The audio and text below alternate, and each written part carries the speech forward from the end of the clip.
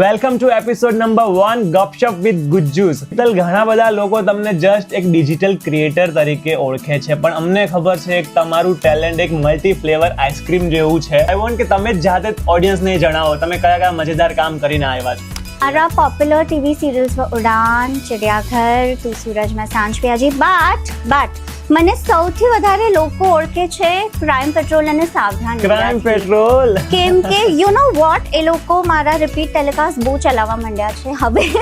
Sheetal, acting ની શરૂઆત અને ઇન્સ્ટાગ્રામ ની શરૂઆત ક્યારે થઈ? આઈ એમ બોર્ન એન્ડ રેઝડ મુંબઈ, સો મારે નાનપણથી જ એક્ટર બનવું હતું. એકચ્યુઅલી એક્ટિંગની શરૂઆત થઈ when I was 10 years old. કેમ કે મેં જ્યારે 10 વર્ષની હતી ત્યારે મેં પાર્લેજીની 2 એડ્સ કરી હતી. Instagram started in 2024. Oh just recently, very recently. પણ અમને બધાને એવી ફીલિંગ છે કે અમે તમને ઘણા ટાઈમથી જોઈ રહ્યા છે અને તમારો કોન્ટેન્ટ બહુ જ રિલેટેબલ હોય છે ને બહુ જ મસ્ત હોય છે.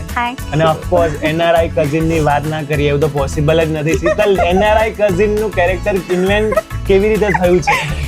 સો એક દિવસ હું જસ્ટ અમે કોન્ટેન્ટ ક્રિએશન, હું ને મારો હસબન્ડ રેન્ડમલી આઈ એન્ડેડ અપ સેઇંગ કેમ છો મસ્તી, અને કોઈ વર્કઆઉટ કરતો તો અને પડી ગયો હસતા હસતા. Is like what have you just said. એ બે લાઈન કંઈક સાંભળવા મળી જાય અમને એનઆરઆઈ કઝિન ની તો મજા આવી જાય. કેમ છો મસ્તી, I hope you all are enjoying watching our interview. Yeah મજા આવે છે તો ફોલો કરી નાખો જો ના કરતા હોય તો. ફૂડી છોકરો, મારે આ ક્વેશ્ચન તો પૂછવું જ જોઈએ. કયું ગુજરાતી ફૂડ તમારું મોસ્ટ ફેવરિટ છે ને તમે ગુજરાતી ફૂડ બનાવો છો કે નહીં ઘરે? હું તો બનાવું છું પણ એ બનતું નથી.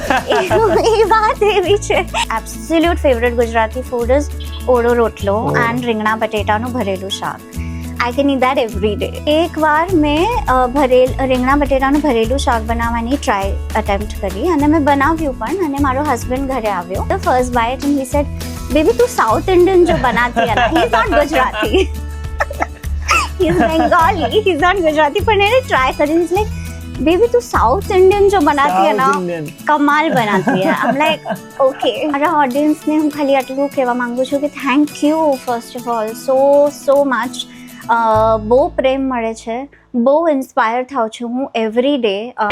Thank you so much Sheetal time માટે, અને બહુ મજા આવી તમારી સાથે વાત કરીને. Thank you so much.